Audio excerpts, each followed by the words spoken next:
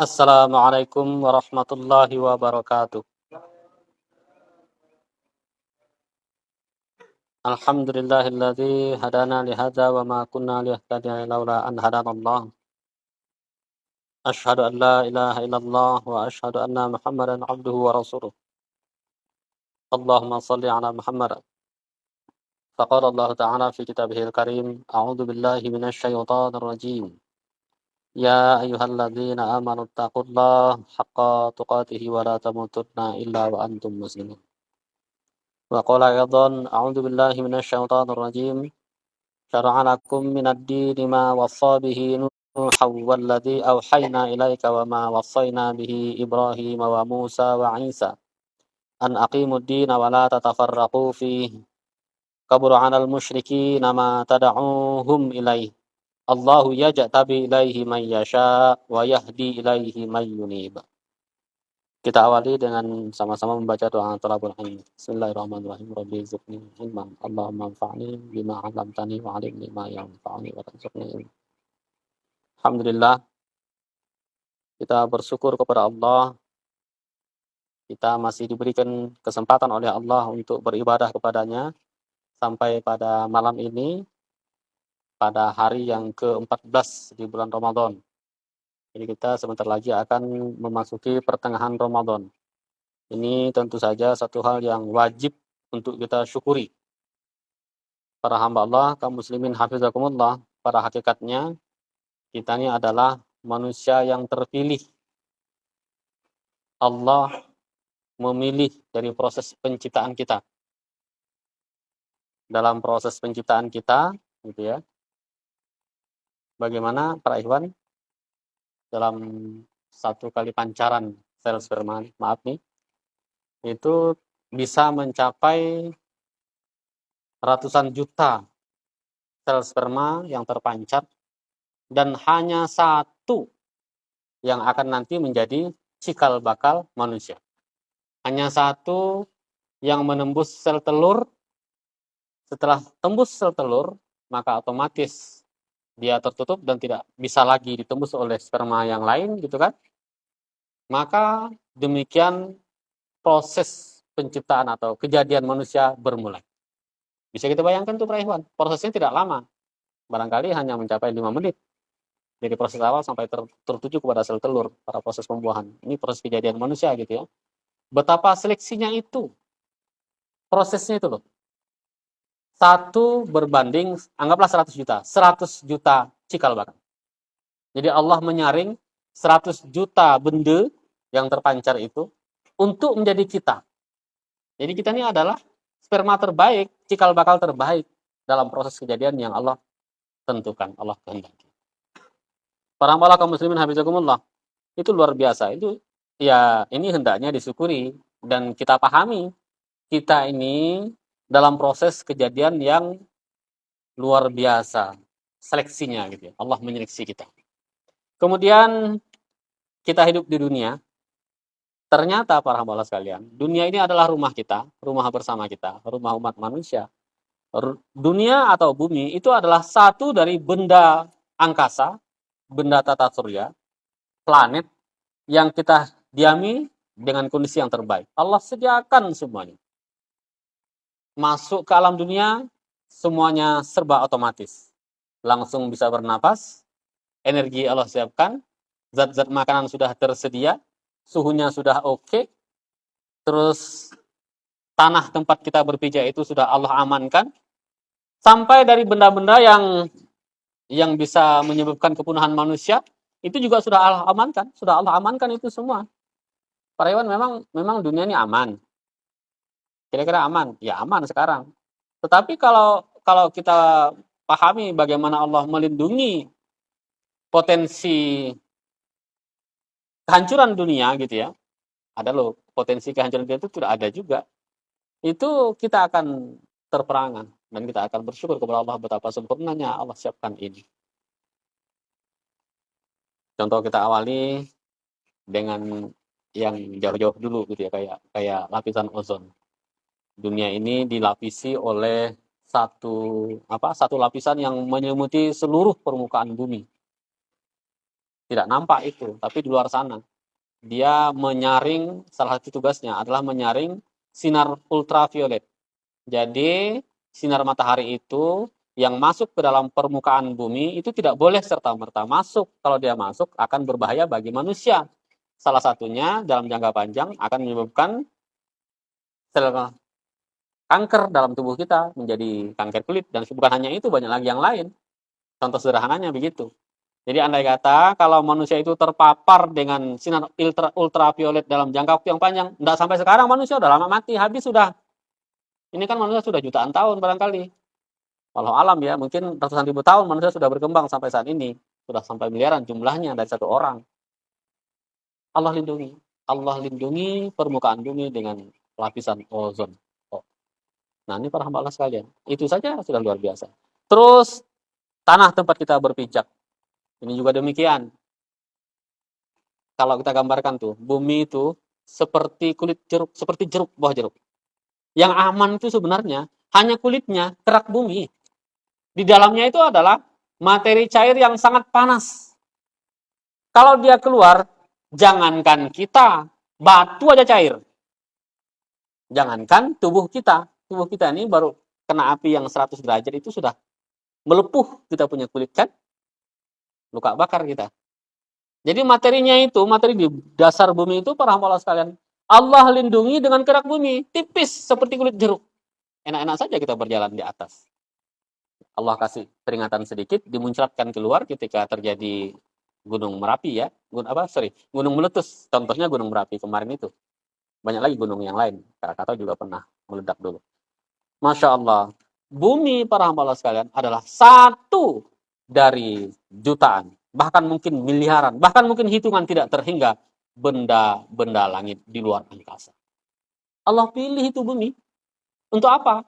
Untuk proses keberlangsungan umat manusia. Jadi tadi kita sudah bilang tuh, dari 100 juta menjadi satu orang, cikal bakal menjadi kita. Sekarang kita masuk ke bumi, bumi adalah rumah kita, satu dari hitungan yang tidak terhingga benda-benda yang bertebaran di luar angkasa tata surya. Subhanallah. Pilihan para hamba Allah sekalian. Nah terus, kemudian ada miliaran manusia. Termasuk juga pada masa Rasul. Banyak sekali manusia kala itu. Apakah semuanya beriman? Tidak. Bahkan ada orang yang sangat dekat dengan Rasul secara kekerabatan. Menyaksikan betapa mulianya akhlak Rasul, tidak beriman juga. Para hamba Allah sekalian. Artinya apa? Ada hamba-hamba Allah yang Allah pilih hatinya untuk beriman. Dalam ayat yang dibacakan tadi, Allahu yajtabi ilaihi may yasha. Allah berkehendak memilih hamba-hambanya untuk join kepada agama tauhid. Untuk beriman kepada tauhidullah. Allah pilih itu. Dengan satu proses. Apa prosesnya? Lanjutan ayat tadi. Wa yahdi ilaihi may yunib. Itu prosesnya. Apa itu? Allah tunjuki mereka yang kembali. Prosesnya begitu. Jadi orang yang dipilih oleh Allah itu mesti berasal satu kebaikan dari dalam hatinya. Dia kembali kepada Allah selangkah, Allah maha mensyukuri. Allah sempurnakan dia punya amal. Allah kasih dia hidayah sehingga dia menjadi hamba-hambanya yang terpilih. Pada masa Rasul dahulu, dimulai dari satu orang yang beriman berlanjut, bertambah-tambah terus sampai kita saat ini. Allah pilih prosesnya. Oleh karena itu, ketika ada keinginan untuk kembali kepada jalan Allah, syukuri itu. Itu takdir Allah, bagian dari proses Allah pilih kita. Berapa banyak manusia yang bertebaran saat ini di mana-mana, Allah pilih sebagiannya masuk ke dalam masjid ibadah, sholat. Allah pilih itu. Sebagian besar manusia, ada miliaran manusia saat ini, Allah pilih sebagian di antaranya untuk mengimani, ya ayyuhalladzina amanu kutiba alaikumussyam. Untuk siam Ramadan, Allah pilih itu. Kita di antaranya, insya Allah. Man shoma Ramadan imanan wa ihtisaban, ghafira lahu ma taqaddama min dzambi.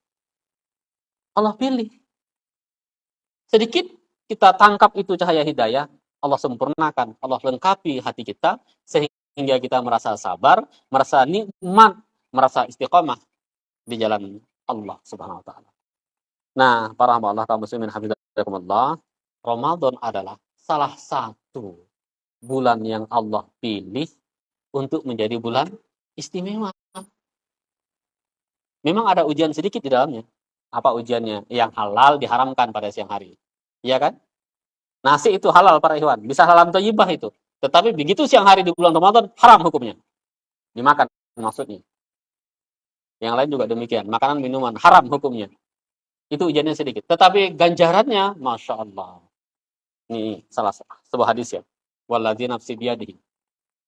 La khulufu famis sa'im atyabu indallahi ta'ala min rihil misk, kata Allah. Ini salah satu gambaran betapa luar biasanya puasa.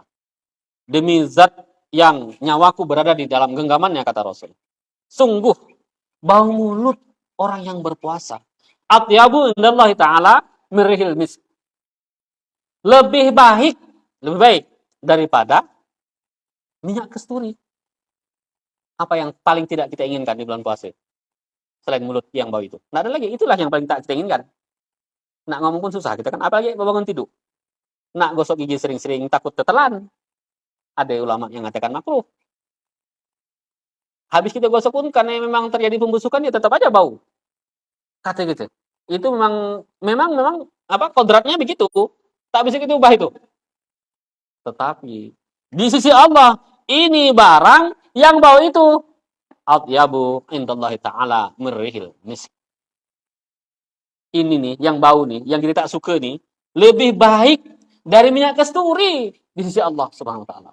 Ini tandanya apa? Tandanya Allah Maha mensyukuri. Jangankan letih kita, jangankan capek kita, jangankan puasa kita. Ini yang bau saja Allah ganjar. Allah jadikan sedemikian rupa. Jadi nggak usah dibahas amal-amal yang lain itu. Kalau kita ingin menggambarkannya gitu ya. Kalau kita ingin coba-coba seperti apa sih besarnya gitu. Makanya ini saya katakan ujian kecil. Puasa itu ujian kecil dibandingkan balasan besarnya. Ya. Allah pilih bulan puasa. Ternyata di bulan puasa pun Allah pilih lagi. Ada momen-momen tertentu yang luar biasa. Para ulama mengejar itu. Para sahabat juga mengejar itu. Di antaranya momen sahur. Oleh karenanya, jangan kata orang Sambas ini, saya tak tahu bahasa sini. Kata orang Sambas dulu tuh puasa meruntas. Masih ingat enggak? Mana orang Sambas ini? Masih ingat enggak? Yang orang Sambas. Puasa meruntas tuh maksudnya dia jam 11 sudah makan. Nah, nanti pas azan subuh tuh dia baru bangun. Ya, kalau mau di perdebatan fikih banyaklah cerita itu kan. Tetapi kita akan melewatkan waktu-waktu sahur yang waktu itu sungguh kalau kita berdoa diijabahi oleh Allah. Kalau kita istighfar langsung diampunkan oleh Allah. Dan itu saat yang paling tepat untuk mendekatkan diri kepada Allah. Di antaranya kita dengan sahur. Sahur itu berkahnya di situ. Kata Rasul sekitar 50 ayat bacaan Quran, tartil. Bukan orang bacaan yang baru belajar. Kalau baru belajar, ayat itu 1 jam lebih. Yang tartil ya anggaplah 20 sampai 20 menit. Paling lama 30 menit. Kalau saya pernah coba sekitar 20 menit. Tartil itu. Nah, Pak Rewan, itu waktu sahur itu. Itu waktu pilihan. Apalagi selain itu? Waktu pilihannya adalah sepanjang bulan puasa, sepanjang siang hari, sepanjang puasa. Ada 24 jam, kurang lebih ada yang 23 jam. Macam-macam ya hari di dunia. Tapi di Indonesia kurang lebih mungkin 24 jam, satu hari satu malam itu. Itu kita siang harinya, kita berpuasa, kata Rasul, ada 3 orang yang tidak akan ditolak doanya kalau dia munajat kepada Allah. Pertama, imam yang adil. Ini tak bisa kita pilih. Ini manusia pilihan. Imam itu cuma 1 orang ya. Tak boleh. Kalau pada masa Rasul dahulu, ya Rasul jadi imam. Setelah Rasul, Abu Bakar jadi imam. Amirul Mukminin. Tak bisa kita pilih. Atau mungkin orang-orang yang menjadi bitonahnya. Kemudian yang kedua, orang yang dizalimi. Ini juga tak bisa nak kita mentang-mentang kita mau cari doa, kita ingin mencoba-coba menjadi orang dizalim. Tak boleh, tak bisa. Ini kehendak Allah. Jadi tak bisa kita rancang itu orang yang dizalimi. Yang ketiga nih, orang yang berpuasa sampai dia berbuka. Nah, ini bisa, ini bagian gitu. Ini Masya Allah. Terus, menjelang berbuka juga saat yang tepat untuk munajat kepada Allah. Jadi memang pandai sekarang acara TV itu, waktu sahur dibantainya acara macam-macam. Sehingga kita itu makan sambil nonton. Gitu kan? Banyak benar tuh. Kemudian menjelang berbuka juga banyak acara itu. Nah, jadi ini banyak gangguan, tetapi itu anggaplah ujian. Terus yang terakhir para hamba Allah sekalian, waktu yang menjadi pilihan Allah Subhanahu wa taala itu adalah apalagi kalau bukan Lailatul Qadar. Jadi, Lailatul Qadar itu cuma 1 hari atau 1 malam. Dari 29 atau 30 hari, cuma 1 malam. Dan Rasul telah memberi kisi-kisinya. Kisi-kisinya adalah 10 hari yang terakhir, malam dari 10 hari yang terakhir. Rasul kasih lagi kisi-kisi lebih spesifik lagi, yakni di malam yang ganjil 10 hari yang terakhir. Saya suka memberikan tamsil yang bisa kita pahami secara sederhana gitu ya. Andai kata ada orang mau bagi hadiah, hadiahnya besar sekali. Rumah yang besar. Nah, kan besar tuh. Dia kasih bagi, dia bilang bulan depan. Saya kasih di 10 hari yang terakhir di bulan itu. Mungkin nggak kita terlambat? Mungkin nggak kita terlewati itu? Tak mungkin kita terlewati.